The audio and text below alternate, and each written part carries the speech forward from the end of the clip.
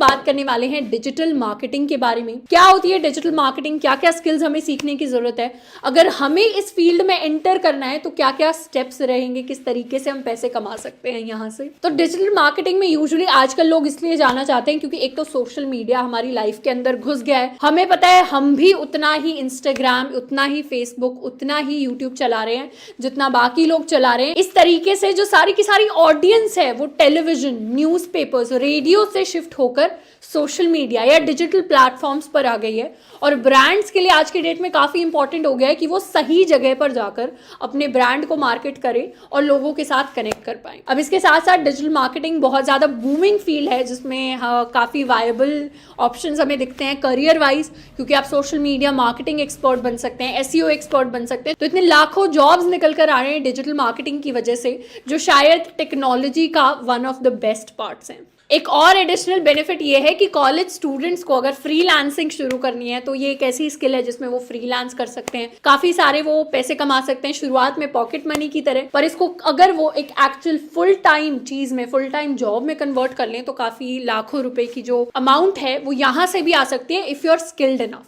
तो आज की डेट में काफी इंपॉर्टेंट हो जाता है एक कॉलेज स्टूडेंट के लिए, साथ के साथ उन लोगों के लिए जो टेक्नोलॉजी से किसी ना किसी तरह एसोसिएटेड है, ये जानना कि डिजिटल मार्केटिंग एक्चुअली होती क्या है। डिजिटल मार्केटिंग को बिल्कुल सिंपल टर्म्स में गिराकर बोले तो ये होता है किसी भी चीज की एड चलाना या किसी भी चीज को मार्केट करना डिजिटली। यानी ऑनलाइन प्लेटफॉर्म्स पर आप किसी भी चीज को मार्केट कर रहे हैं, किसी की एड चला रहे हैं, ब्रांड अवेयरनेस कर रहे हैं, तो उसी को हमने डिजिटल मार्केटिंग का नाम दे दिया है। अब डिजिटल मार्केटिंग काफी तरीके की हो सकती है, या तो हम सर्च इंजन पर काम कर सकते हैं, यानी जो भी हम गूगल सर्च करते हैं चीजें, कौन सी चीजें ऊपर आए, कौन से कीवर्ड से हमारी वेबसाइट ऊपर जाएगी पेज के ऊपर और ज्यादा क्लिक्स बढ़ेंगे हमारी वेबसाइट पर, उस तरीके की भी मार्केटिंग हो सकती है। वेबसाइट्स की भी मार्केटिंग हो सकती है। सोशल मीडिया भी डिजिटल मार्केटिंग के अंदर आता है कि कितने लोगों को हम लिंक्डइन के थ्रू, यूट्यूब के थ्रू, फेसबुक के थ्रू, इंस्टाग्राम के थ्रू अपने प्रोडक्ट की तरफ ला पा रहे हैं। ईमेल मार्केटिंग भी होती है जिसमें काफी सारे ब्रांड बहुत सारे कंज्यूमर्स को, क्लाइंट्स को ईमेल्स भेजते हैं अपने प्रोडक्ट के बारे में बताते हुए कौन सी ईमेल स्पैम में चली जाएंगी, कौन सी नहीं जाएंगी, कौन सी ईमेल्स इतनी अच्छी होंगी कि उनको एक्चुअली कोई यूजर खोलकर पढ़ेगा। साथ में हमारे पास ऐप मार्केटिंग भी आती है। तो इस तरीके से अलग अलग तरीके की मार्केटिंग है जो हम डिजिटल प्लेटफॉर्म्स पर जाकर कर सकते हैं और जिनको हम खुद भी एक्सपीरियंस करते होंगे। अब जब भी हम किसी चीज़ के बारे में सर्च करते हैं, आप कुछ जैसे अगर आप शूज़ के बारे में सर्च करेंगे कभी कभी, तो आप नोटिस करेंगे कि ऊपर मिंत्रा जैसी वेबसाइट्स आ जाती है, ऊपर अमेजॉन जैसी वेबसाइट्स आ जाती है।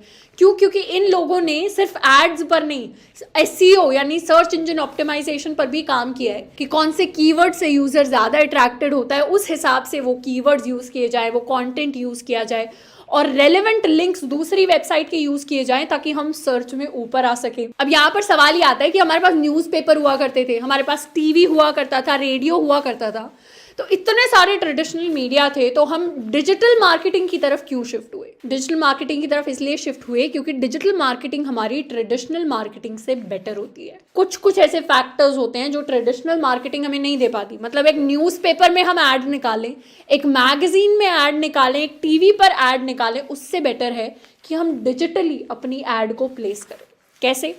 सबसे पहला फैक्टर आता है लार्ज ऑडियंस। अब सोशल मीडिया या फिर digital platforms, Google, Amazon, Facebook, ये हमें जितनी बड़ी ऑडियंस देंगे उतनी शायद ही हमें कोई न्यूज़पेपर दे पाएगा, उतनी शायद ही हमें कोई छोटे बड़े टीवी चैनल्स तो दे सकते हैं पर छोटा टीवी चैनल हमें नहीं दे पाएगा। तो हमें काफ़ी तरीके की ऑडियंस एक साथ ऑनलाइन डिजिटली मिल जाती है गूगल, फेसबुक जैसे प्लेटफॉर्म्स पर, इसीलिए वहां पर ऐड निकालना अच्छा है। दूसरा है ऑडियंस टारगेटिंग। अब मान लीजिए हमें एक ऐड निकालनी है, हम ऐड निकालते हैं अपने दूरदर्शन पर पूरी की पूरी ऐड चल रही है और पूरा देश उस ऐड को बैठकर देख रहा है, या फिर रीजनल ऐड निकाल देते हैं, जैसे राजस्थानी न्यूज का चैनल है तो उस पर हमने ऐड निकाल दिया और अब उसको पूरा का पूरा राजस्थान बैठकर देख रहा है। अब इस केस में क्या हुआ, वो ऐड बहुत सारे ऐसे लोगों ने देखी होगी जो रेलेवेंट भी नहीं है उस ऐड को देखने के लिए। मतलब क्या पता वो हमारे एक्चुअल कस्टमर्स हो नहीं हो, वो उस चीज में इंटरेस्टेड हो नहीं हो। मान लेते हैं आप कोई प्रोडक्ट लॉन्च करना चाहते हैं और उस प्रोडक्ट को आप नॉर्थ इंडिया के अंदर लॉन्च कर रहे हैं, लेकिन अगर आपको अब टीवी पे ऐड चलानी है तो वो उस ऐड को अब बहुत सारे लोग अपने पूरे नेशन वाइड में देख रहे होंगे।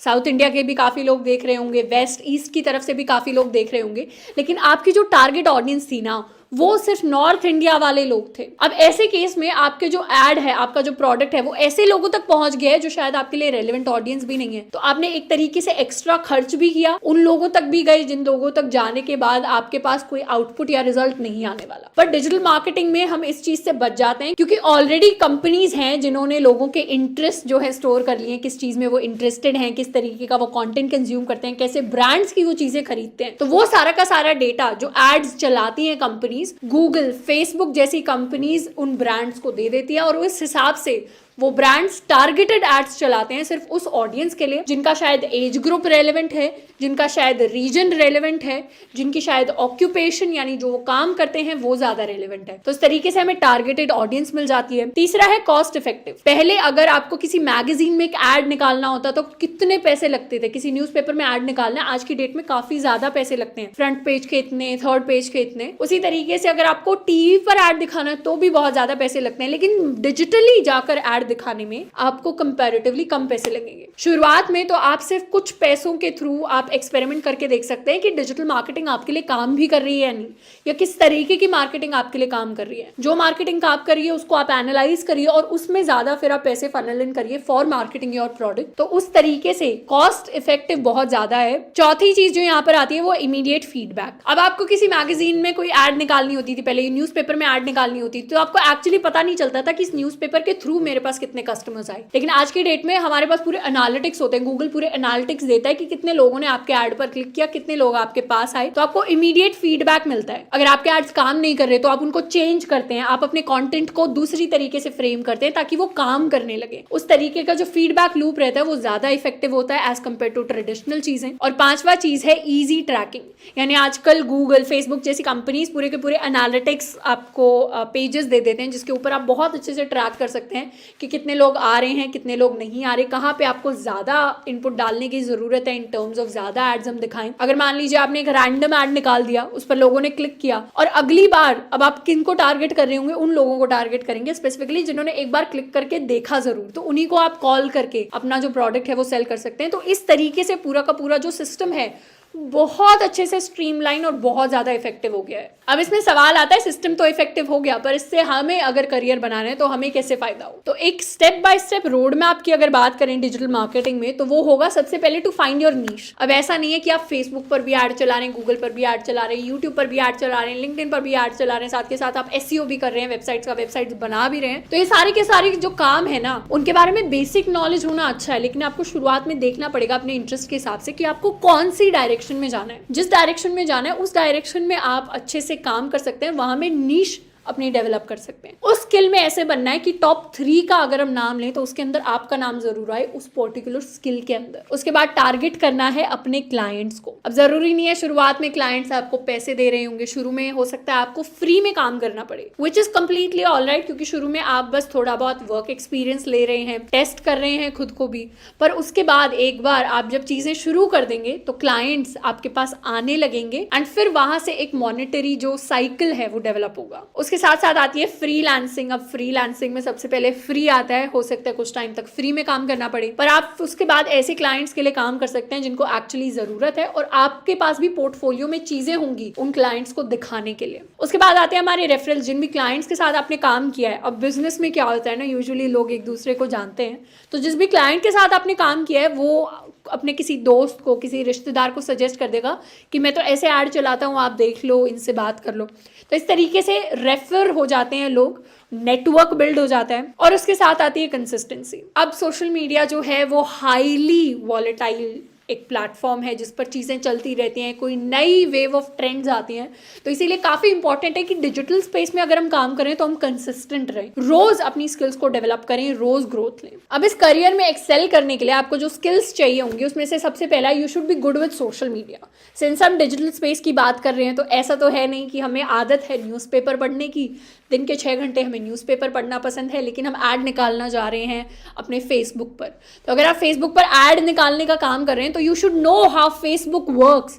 आपको सबसे पहले एज अ कंज्यूमर उसको थोड़ा एक्सपीरियंस करना पड़ेगा, फिर एज अ मार्केटर उसको थोड़ा एक्सपीरियंस करना पड़ेगा, तब जाकर यू विल नो कि किस तरीके का कंटेंट आपके क्लाइंट के लिए, आपके ब्रांड के लिए वहां पर वर्क कर रहा होगा। दूसरी चीज है data analytics and Google analytics.